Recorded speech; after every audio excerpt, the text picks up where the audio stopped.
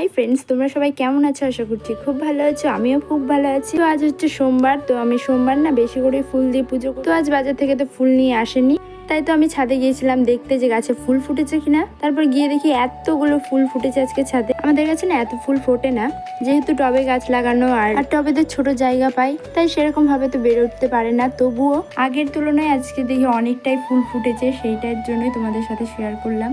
আজ আমি যখন ঠাকুর ঘরে দেখি যে একটাও ফুল নেই, তখন আমি ভাবছিলাম কি দিয়ে পুজো দেবো। সেই জন্য ছাদে গিয়ে যখন দেখি এতগুলো ফুল, তখন আমার মনটা খুব খুশি হয়ে যায়। সেই মনের কথাগুলো বলার জন্যই তোমাদের সাথে ভিডিওটা শেয়ার করা। জানো তো আমাদের জবা ফুলের গাছেও খুব জোর 1 থেকে 2টো ফুল ফোটে রোজই, তবে আজকে দেখছি 5-6টা ফুল ফুটেছে। তা আবার জবা, গোলাপি জবা, আবার একটা তোমার ওই কি বলে স্কিন কালারের যে জবাটা হয়, ওই জবাটা ফুটেছে। তারপর তো ফুল নিয়ে নিচে এসে ভগবানদেরকে সুন্দর করে সাজিয়ে নিলাম। তোমরা দেখে নাও আমার ভগবানদের কেমন লাগছে। আর কমেন্টে সবাই হর হর মহাদেব বলে দিতে কিন্তু ভুলো না।